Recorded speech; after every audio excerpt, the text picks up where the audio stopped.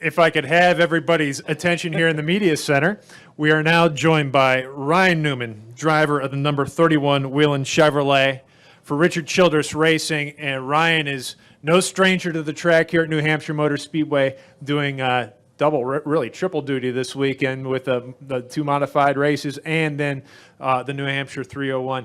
What is it about this racetrack that you like so much that Well, anybody that's been here as long as I have, which I'm not dating myself too much, but I always said that this was my least favorite racetrack. And now after 7 poles and a few wins, it's probably one of my best racetracks. And it's just, I've always said it's the birthplace of track position. We've always really spent a lot of time in qualifying trim here and qualified well. And that, I think, pays dividends for the race itself. So I kind of equate the racetrack to Indianapolis Raceway Park, which was a track that I had a lot of success at back in my open wheel days. And I think just being able to feel the car on top of the racetrack and the tires kind of sliding around and holding the car to that edge is probably what makes me enjoy the racetrack as much as I do. Good deal. Let's throw it up in the questions. We'll start with Lewis, and we'll work around the room. Lewis Frank of Reuters. Maybe a simple question, but how did the K&N cars, how differently did they drive? Wheel and modifieds. Wheel and modified, Yeah. excuse me. Yeah, it's right up there. To depend upon him. How differently did they drive than the Sprint Cup cars here? Well, they drive, the wheel and modifieds drive a lot different. Different tires, different power to weight ratio, different center of gravity, a lot less downforce, much more emphasis on mechanical grip than aerodynamics. So they do drive a lot different, but you still have to do the same things at the racetrack. I mean, the walls are in the same spot.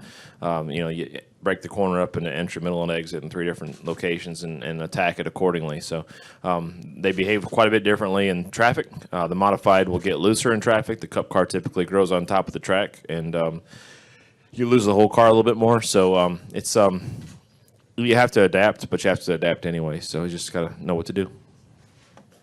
Go to the back to Pat. Pat DeCola, NASCAR.com. Just want to get your overall reaction to the Dale Jr. news and how you think NASCAR handles concussions in general. I mean, the news, I think, kind of came as a shock from my standpoint because it was after a weekend that he really only thought he had sinus troubles, right? So, in fact, I was actually texting him back about trying different kinds of honey because that's what my wife uses. So, I mean, it's kind of like, here I go talking to a guy about trying a different honey, and he's out of the race car the next week. So, I think with his past, I don't have a lot of knowledge to elaborate on, but I think with his past, he's the most experienced driver with respect to concussions and concussions symptoms and things like that. So, I don't know. I haven't talked to him firsthand, personally or via text to see how he's doing. But I think that he had to make a decision for himself and for his family that was probably the right decision. I mean, the racetrack will be here the next time. But he,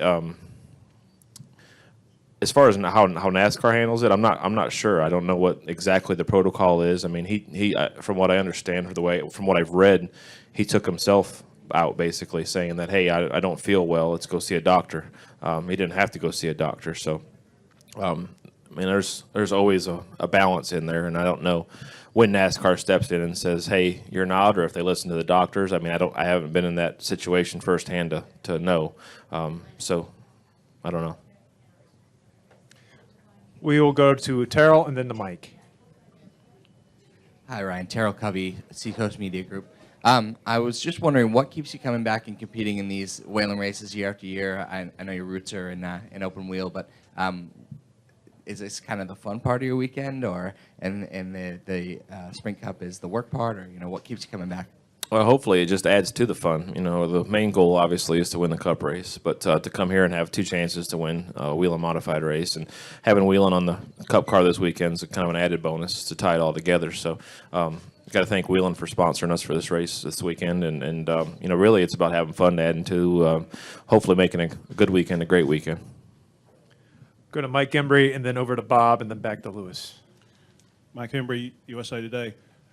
Ryan, on the possibility that Gordon could drive at Indy next week, can he jump back in a race car and be Jeff Gordon after this He's time out? probably going to have to. Somebody else, I'm not gonna sell as many T-shirts. I mean, yeah, I don't think the race cars. Which I mean, if that was the case and if that did happen, then yeah, I wouldn't say it's out of the question. But I mean, I think he's fully capable. If that's what you're asking. The time he's been out of the car would have little impact on a guy like him. Yeah, just because you go to the new beach for a couple months doesn't mean you don't know how to put your underwear back on. Next to Bob. Bob Pockers, ESPN. You know, Dale Jr. pretty much did take himself out by going to the doctor, and he's pretty much like you, kind of on the bubble for the chase.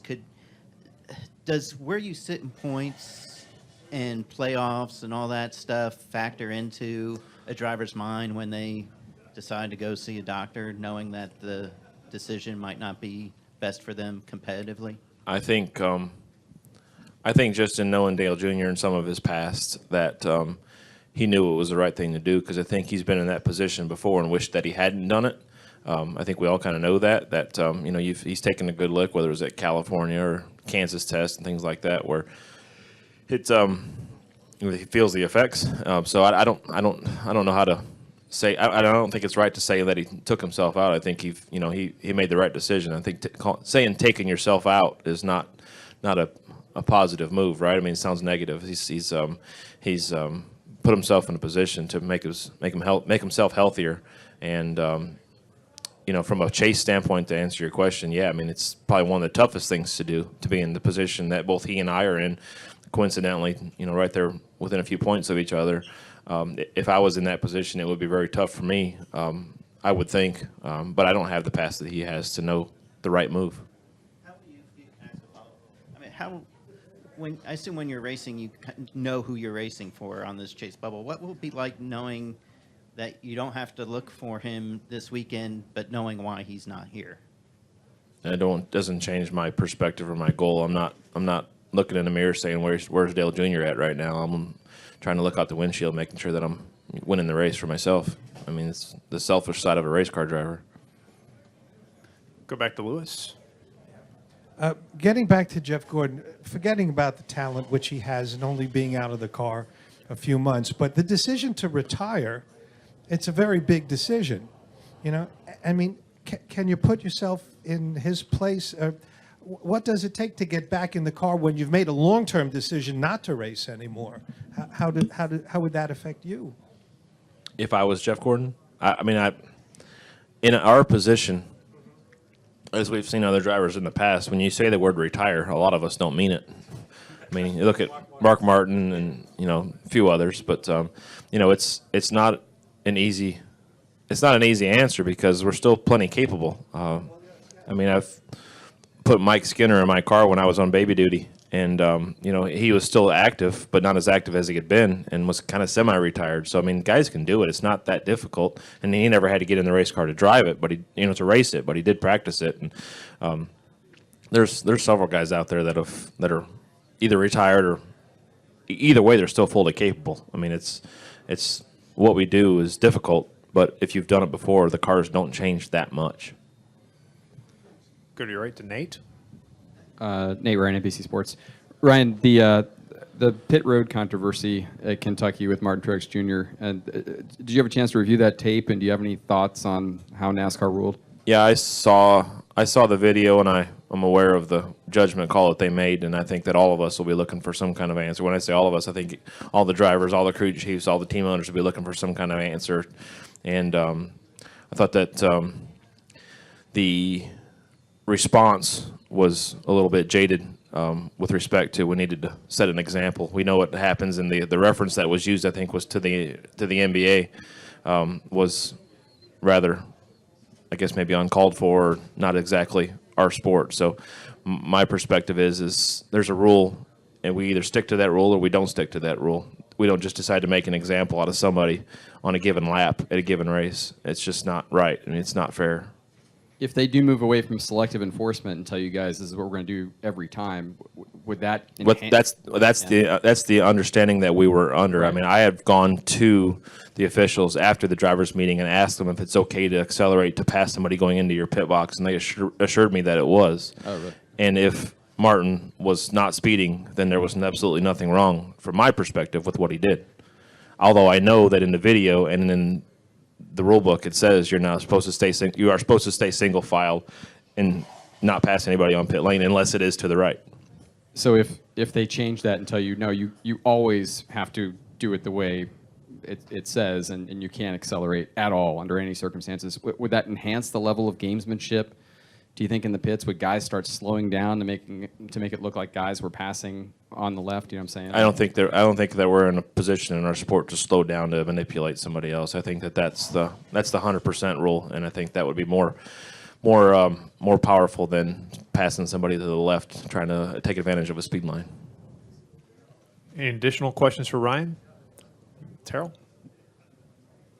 Ryan, getting back to the modifieds, what do you think of the level of competition out here? There's, a lot of really excellent drivers in that series, and to go out and compete with them this weekend, what do you think of these guys and the competition in that field?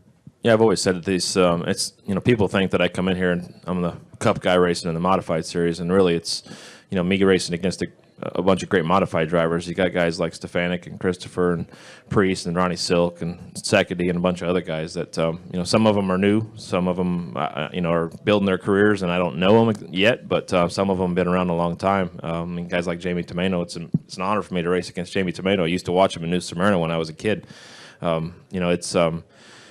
It's fun to come out and compete with those guys that are at the top of their game, whether they've been there for 30 years or trying to build a career for themselves. Rob T. Youngson of the Podium Finish. Ryan, you've had some success here at New Hampshire Motor Speedway. You got your first career win here. You won here back in 2005. What exactly do you like about racing at this racetrack? And do you feel like this is your best chance to perhaps win your way into the chase so you don't have to think about points racing into September? Yeah, I mean, from my perspective, I've done well here in the past, so that's a bonus. But coming off of our best finish of the year last week at Kentucky, definitely adds to that. The mental and physical momentum that it gives you as a team and organization is nice. It's something that we've been looking for the last 4 or 5 months. So it was a good finish that hopefully can, with the addition of the performances that I've had here personally in the past, can, lead us to that position of racing for the win versus racing for points.